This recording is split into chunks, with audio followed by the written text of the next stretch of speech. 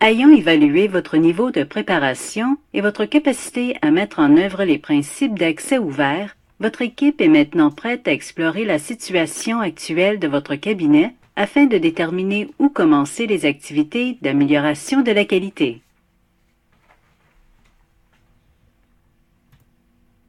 Dans le présent module, vous utiliserez l'évaluation de votre cabinet pour dresser votre plan d'amélioration. Des recommandations d'un conseiller virtuel en amélioration de la qualité aideront votre équipe à réaliser diverses activités qui s'avèrent essentielles pour vous permettre de comprendre le fonctionnement de votre cabinet et de déterminer les changements qui se révèlent pertinents. Vous pouvez revisionner des diapositives en toute facilité en cliquant sur le nom de la diapositive visée dans le menu de navigation de gauche. De plus, si vous prenez une pause, le module reprendra là où vous aviez interrompu la formation.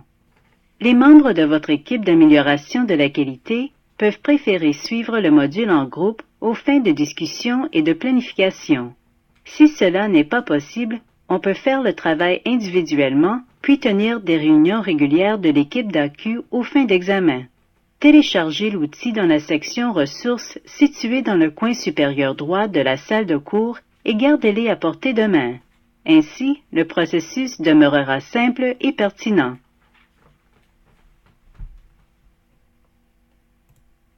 Faites imprimer une copie de cet arbre de décision pratique pour cocher les stratégies d'accès et d'efficacité que votre équipe considère comme gérables. On peut tester en tout temps l'efficacité des changements qui visent à améliorer le flux du cabinet et des tâches non associées au rendez-vous, même de façon simultanée aux changements visant à améliorer l'accès. Rappelez-vous le résultat de l'équation taille de votre patientèle. Si vous avez déterminé que la demande de rendez-vous est supérieure à votre offre, vous devez soit augmenter l'offre, soit maximiser l'efficacité. Si la demande est considérablement plus élevée que l'offre, plus de 600 consultations par an, il se pourrait que votre patientèle soit trop importante par rapport au nombre de rendez-vous que vous offrez actuellement. Il est important de trouver des moyens de réduire la demande et d'accroître l'offre. La recherche d'efficience dans le flux des patients et dans le travail non associé au rendez-vous vous aidera également à réduire l'écart. Nous examinerons plusieurs stratégies dans la présente section et nous explorerons celles qui figurent dans cet arbre de décision. Examinez-les, puis cochez celles que votre équipe considère comme étant gérables et appropriées à votre cabinet. Une fois que l'offre et la demande seront équilibrées ou que votre offre sera supérieure à la demande, vous pourrez commencer à réduire votre retard. Souvenez-vous de ceci. Tout changement apporté à l'équation offre-demande annuelle modifie l'équilibre. Par exemple, un plus grand laps de temps entre les visites de suivi se traduit par une hausse de l'offre. Une augmentation du nombre de jours travaillés se traduit par une hausse de l'offre. Une hausse de la patientèle entraîne une hausse de la demande. Une baisse du nombre quotidien de consultations se traduit par une baisse de l'offre, etc.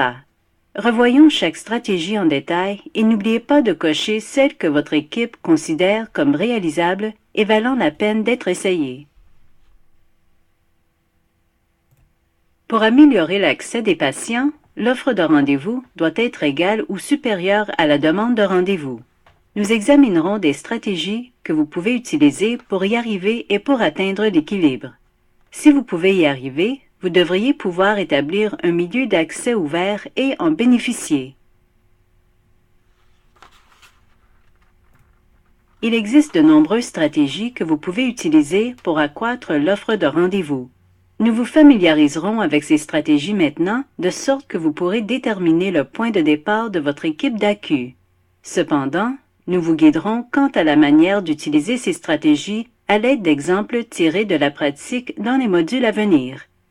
Étudier l'emploi du temps de tous les fournisseurs aide à déterminer s'ils répondent aux besoins des patients. Y a-t-il des politiques relatives aux absences pour répondre à la demande des patients lorsque le médecin est absent? Bien que les équipes de soins varient, chaque membre de l'équipe doit exercer pleinement ses compétences. Sensibiliser les patients au rôle et aux capacités des autres membres de l'équipe incite les patients à collaborer avec les autres membres de l'équipe. Suivez les types de rendez-vous et qui peut s'en occuper. Utilisez des lignes directrices et des protocoles normalisés pour offrir d'autres modes de soins. Mettre au point un modèle de prestation de soins aidera votre équipe à optimiser le rôle de chaque membre.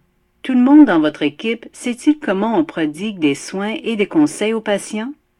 Des membres de l'équipe peuvent exercer un rôle particulier de gestion des sous-groupes de patients, par exemple les personnes atteintes de défaillance cardiaque chronique, d'hypertension ou d'hyperlipidémie, ou qui ont besoin d'anticoagulants.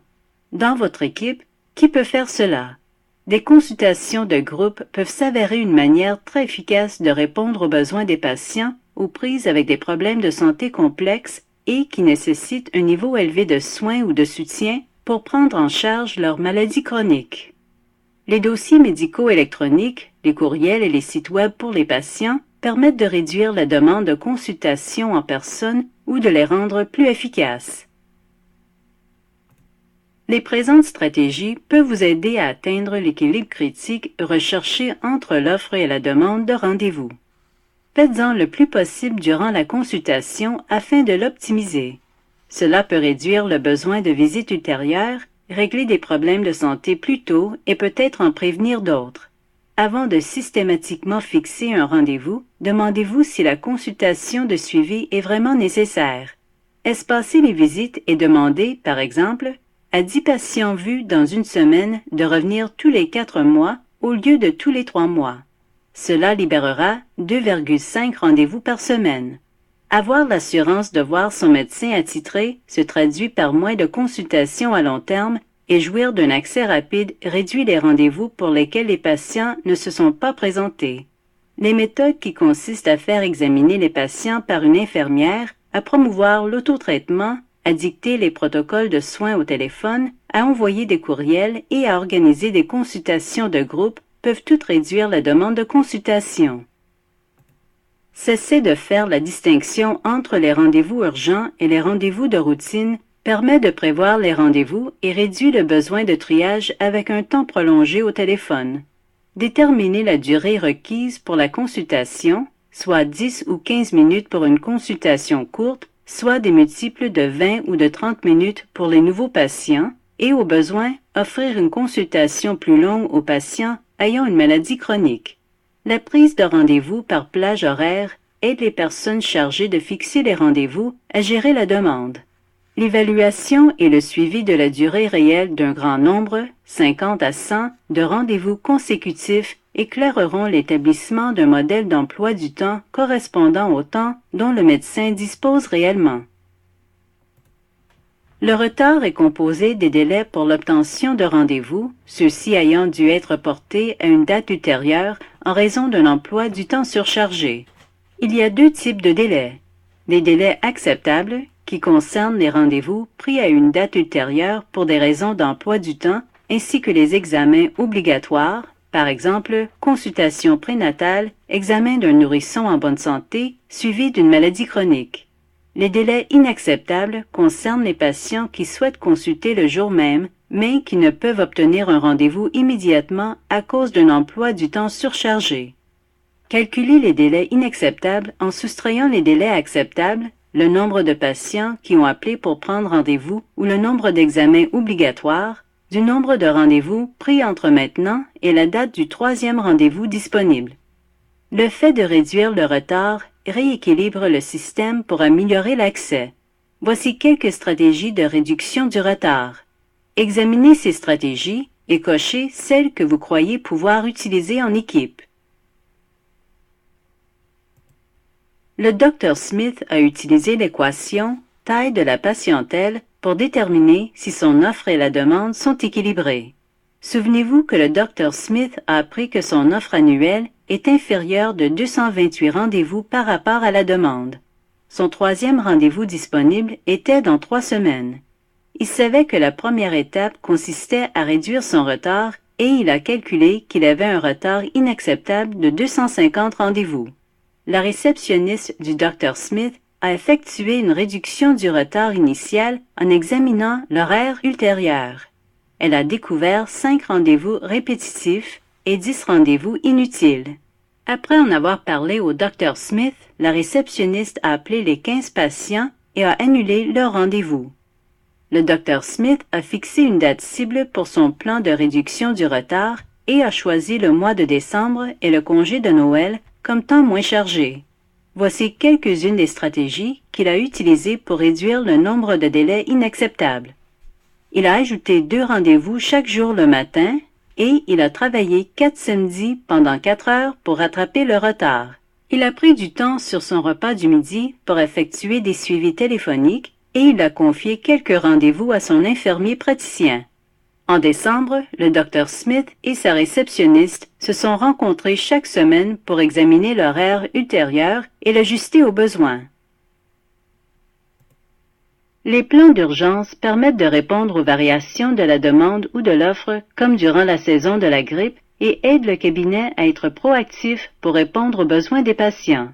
Les réunions flash du personnel pour l'examen du flux du cabinet et de la demande aident l'équipe à respecter son horaire. La planification pour les absences du personnel assure la satisfaction de la demande des patients, alors que la formation polyvalente du personnel permet à ce dernier d'accomplir de multiples fonctions lorsqu'il y a des absences, de répondre aux fluctuations saisonnières et de maintenir l'équilibre entre l'offre et la demande. De même que l'offre et la demande de consultation doivent être évaluées, comprises et équilibrées, il est important de déterminer les temps d'attente, les délais et les inefficacités pour les tâches ne nécessitant pas un rendez-vous. L'amélioration de l'efficacité peut avoir un impact sur la capacité du cabinet à fournir un accès rapide aux fournisseurs de soins. On peut mettre en place des stratégies d'amélioration de l'efficacité même pendant que l'équipe se concentre à équilibrer l'offre et la demande. La gestion des communications, la normalisation de la prise des messages et du suivi et l'utilisation des voies électroniques dans la mesure du possible sont toutes des moyens de faire en sorte que la personne la plus appropriée s'occupe des tâches non associées au rendez-vous. Voici quelques stratégies pour améliorer le flux des patients. Instaurer des critères pour les salles d'attente. L'utilisation de critères pour préparer les patients, par exemple, demander aux personnes diabétiques d'ôter leurs souliers et leurs chaussettes, améliorera l'efficacité des consultations et le flux des patients. Organiser des réunions flash quotidiennes. Si la communication est bonne au sein du cabinet, les résultats des tests de laboratoire et les rapports de diagnostic seront dans le dossier médical des patients. Créer des scénarios. Les scénarios décrivant la raison de la consultation assureront que l'équipe de soins est prête et bien préparée. Commencer à l'heure et respecter l'horaire. Si une consultation est retardée, tous les autres rendez-vous de la journée le seront aussi, et le temps perdu n'est jamais rattrapé. Si un médecin ne commence jamais avant 9h15, ne pas fixer de rendez-vous avant 7h. Les équipes doivent se mettre d'accord sur l'importance de commencer à l'heure et de respecter les horaires. Utiliser des listes de vérification. Utilisez une liste de vérification afin de ne rien oublier pendant la consultation et d'éviter que les patients ne doivent revenir.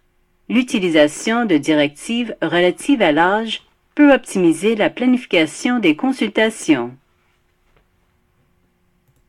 Certaines des stratégies présentées dans les pages précédentes s'appliquent également ici. Recourir aux réunions flash pour communiquer le flux, le rythme et les signaux du bureau. Comprendre et normaliser les procédures courantes. Prévoir les événements inattendus mais prévisibles. Se préparer en prévision de la demande saisonnière. Adapter le savoir-faire des équipes de soins aux besoins des patients. Il est important de schématiser le flux du cabinet et des patients en établissant un schéma de la chaîne de valeur. Une fois ce schéma établi, vous pouvez utiliser des stratégies pour éliminer le retard, notamment les suivantes. Alléger la charge de la personne où se situe le goulot d'étranglement, là où il y a le plus d'attente. Alléger le fardeau en cherchant comment des membres de l'équipe peuvent s'occuper des soins de routine. Par exemple, gérer les maladies chroniques stables, examiner les nourrissons en bonne santé, etc. En décelant et en éliminant le gaspillage, vous pouvez améliorer considérablement les processus de travail. Le gaspillage s'entend des activités, ressources ou espaces qui ne rehaussent pas la valeur d'un service. Les processus de travail comprennent souvent 8 sources communes de gaspillage. Un outil utile sur les 8 formes de gaspillage est disponible dans la section Ressources. Cet outil peut servir à déterminer les points de gaspillage de votre système et vous aider à concentrer vos efforts d'amélioration. 1. Surproduction. Évitez de demander des tests de laboratoire inutiles. 2. Attente. Évitez d'attendre l'arrivée du médecin. 3. Déplacement. Évitez de transporter le tensiomètre d'une salle d'examen à l'autre. 4. Tâches répétitives. Évitez de remplir les papiers plusieurs fois. 5. Inventaire. Regroupez les formulaires à remplir. 6. Mouvement. Évitez de sortir de la salle d'examen pour aller chercher des fournitures. 7. Défaut. Évitez de faire une chose incorrectement la première fois. 8. Compétences humaines. Faire en sorte que les membres de l'équipe exercent pleinement leurs compétences.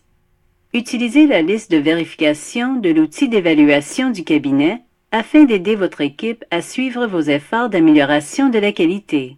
Pour être très transparent en tant qu'équipe, indiquez quelles stratégies et activités vous entreprendrez en vue d'offrir l'accès ouvert et d'améliorer l'efficacité. Si vous avez fait une réunion d'équipe et avez terminé ce module, vous avez fait la grosse partie du travail. Pour passer au module 7, il est important de comprendre ce qu'on peut accomplir et pourquoi, et de déterminer comment lancer vos stratégies d'accès ouvert et d'efficacité afin d'équilibrer votre offre et votre demande. Cela vous aidera à exécuter un cycle PFEA pour vérifier si les stratégies que vous avez choisies s'avèrent efficaces et produisent le changement prévu. En effectuant la brève évaluation de la capacité d'agir qui fait suite au présent module, vous pourrez vous assurer que vous êtes prêt à passer à l'autre étape. Il est toujours préférable d'être prêt que de gaspiller temps et effort à apprendre que vous ne l'étiez pas.